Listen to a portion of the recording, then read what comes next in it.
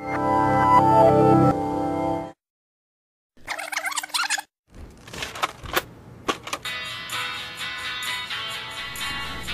know, like sometimes you gotta be in a place, you're just another guy, you can like just blend in. I live out in the wilds of nowhere, out in Jersey.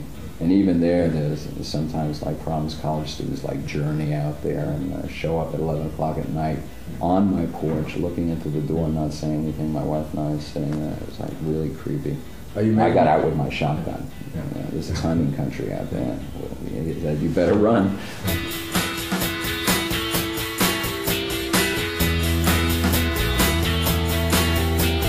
Do you ever regret that you were never totally in the mainstream, that you were out there left wing most of the time? No. I mean, I started out with that in mind. Yeah. People didn't know certain things about me, which, you know, I was out of creative writing class in school, you know, Syracuse University.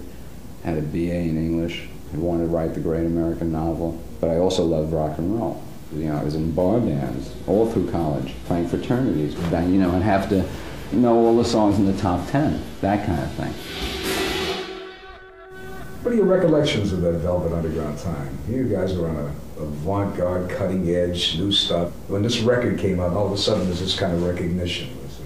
Well, there wasn't any recognition. I mean, what there was a lot of bad press. I got a little puzzled at how savage the reaction against us was when we got it, especially when we performed live in Left New York. Like, you know, how savage and decadent and da-da-da-da, and look at what these songs are about. Venus and Furs is about all of this. They didn't even know Venus and Furs was a book. I didn't write it. You know, I just said, it'd be interesting to take this book, put it in a song. I just wanted to cram everything into a record that these people had ignored, you know, and which left you everything. And the other thing that killed me was, like, you know, stuff like this had been in novels so long, it was like nothing. I write a song called Heroin, you would have thought that I murdered the Pope or something. It should have been, now we can get a lot of people who have talent for writing and everything into rock and roll. We'll all write about, like, really adult stuff. That was, like, what I wanted to do, was, like, write rock and roll that you could listen to as you got older. It wouldn't lose anything. It would be timeless, you know, in the subject matter and the literacy of the lyrics. We didn't expect to sell records. That's not what we were doing. Would have been great. Would have been great. Would have taken a lot of financial pressure off us. It's not like we had money. You know, what we had was ambition and a goal. And that's the thing you can do when you're really young. And what was the ambition and the goal? Oh, to elevate the rock and roll song and take it where it hadn't been taken before. And you know, I'm saying, like, from my point of view, and I know this sounds pretentious, but I just thought the other stuff couldn't even come up to our ankles. Not up to my kneecap, not up to my ankles, the level that we were on compared to everybody else. I mean, they were just painfully stupid and pretentious. And then when they did try to get, in quotes, arty, it was worse than stupid rock and roll. What I mean by stupid, I mean like the Doors. And you never felt that Lennon and the Beatles, you feel that they were in a league at all? Or? No, I never liked the Beatles. I thought they were garbage.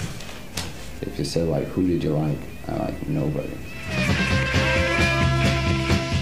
I mean, in the old days, the Velvet Underground, I mean, we had engineers who would walk out on us. They would say, hey, it's too loud, this is terrible, you know, I'm going to turn the tape machine on, you guys call me when you're finished.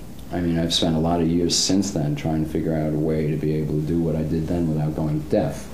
I actually went and had my ears tested just to make sure. And the guy who was testing me was a fan, which was nice, so he took the test a little further just to assuage any doubts I might have. And he said, no, you have average high-end loss for a New Yorker.